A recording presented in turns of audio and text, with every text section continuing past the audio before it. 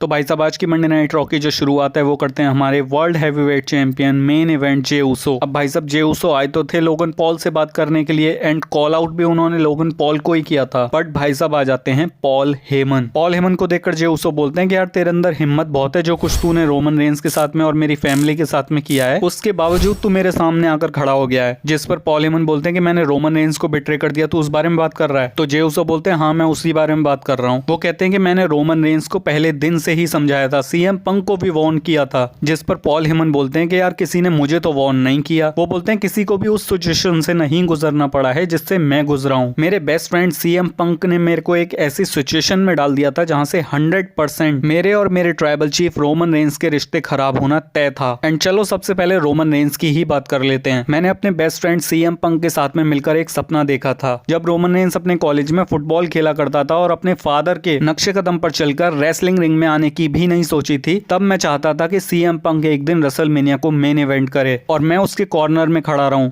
और Roman Reigns ने क्या सोचा कि मैं सीएम पंक को सारे सीक्रेट बता दूंगा। मैं ऐसा क्यों करता, मैंने ही तो 5 साल लगाए ना ब्लड लाइन को बनाने में। मतलब भाई साहब ब्लड लाइन का पूरा क्रेडिट पॉल हेमन ने ले लिया। वो बोलते हैं कि मैं ही तो बिग डॉग को ढूंढ कर लेकर आया, मैंने ही तो उसे ट्राइबल चीफ बनाया। हम 1316 दिनों तक अनडिस्प्यूटेड चैंपियन थे, लेकिन फिर रेसलमेनिया 40 में वो कोडी रोड से हार गया। एंड उसके बाद उसने क्या किया, वो गायब हो गया। मुझे सोलो सिकोआ, जेकब फाटू और टोंगन्स के बीच में छोड़ गया, जिन्होंने मुझे टेबल पर पटक कर लगभग मेरा 40 साल का करियर खत्म करने की कोशिश की। भाई इस बात से तो अग्री करता हूं मैं पॉल हेमन की। फिर पॉल हेमन बोलते हैं कि जब वो वापस आया तो वो मेरे लिए वापस नहीं आया था, वो वापस आया अपनी ऊला फाला को लेने के लिए। एंड इस बात से भी भाई मैं अग्री करूंगा पॉल हेमन की, क्योंकि रोमन रेंस ने जो कुछ भी किया वो कहीं से भी ऐसा लग ही नहीं रहा था कि पॉल हेमन के लिए वापस आए हैं। पॉल हेमन बोलते हैं कि तू और ये सब लोग बोल रहे हैं कि मैंने रोमन रेंस को बिट्रे किया, मैं हमेशा से सही था। अब इतना कुछ सुनने के बाद जे उसो बोलते हैं कि यार तुझे मुझसे क्या चाहिए, मेरे पास क्यों आया है। तो पॉल हेमन थोड़ा रिलैक्स होते हैं और बोलते हैं कि मैं यहाँ पर रोमन रेंस और सीएम पंक के बारे में बात करने नहीं आया था। वो बोलते हैं कि तूने ये टाइटल जीता क्योंकि तू ये टाइटल जीतना चाहता था। वो बोलते हैं कि ये जो टाइटल है वो पावर और कंट्रोल के लिए है, लेकिन तुझे पता ही नहीं है कि ये पावर और कंट्रोल यूज कैसे किया जाए। तू यहाँ पर हर रात डांस करके,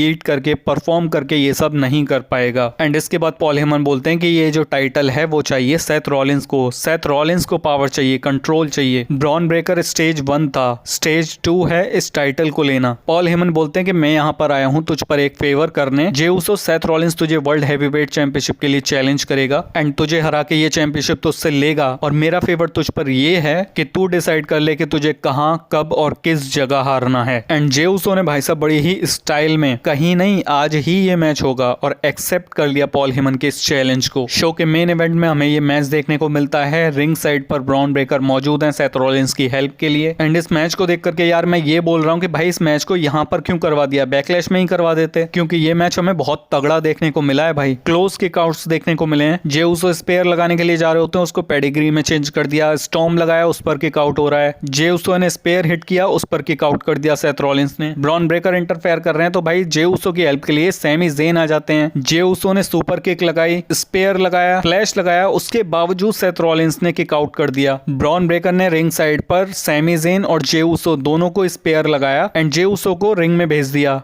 और जब सेथ रॉलिंस उनको पिन करने ही वाले थे तब म्यूजिक हिट होता है best in the world CM Punk का। भाई सीएम पंक बहुत ज्यादा चालाक निकले। कल लाइव आकर के उन्होंने ये बोला था कि वो शो पर नहीं होने वाले हैं एंड आज वो आ गए, चेयर लेकर आए थे भाई। सबसे पहले उन्होंने ब्रॉन ब्रेकर को बजाया एंड उसके बाद रिंग के अंदर जाकर के सेथ रॉलिंस को तबीयत से बजाया है। एंड इतना बजाया भाई कि सेथ रॉलिंस और ब्रॉन ब्रेकर दोनों को वहां से भागना पड़ा है। एंड इस तरह से भाई शो का एंड होता है। बट शो के ऑफ एयर हो जाने के बाद में लोगन पॉल ने जे उसो को बजा दिया। तो ये तो तय है भाई कि लोगन पॉल और जे उसो का मैच होगा और शायद बैकलैश में ही होगा। बाकी भाई रोमन रेंस को आज शो पर होना चाहिए था जिस तरीके से चीजें हुई हैं, बट भाई वीवीआईपी आदमी है, क्या ही बोल सकते हैं हम उसके बारे में। तो बस यार वीडियो के अंदर इतना ही। WWE की इन्फॉर्मेटिव वीडियोस के लिए चैनल को सब्सक्राइब और इस वीडियो को लाइक जरूर कर देना। हम लोग मिलते हैं नेक्स्ट वीडियो के अंदर।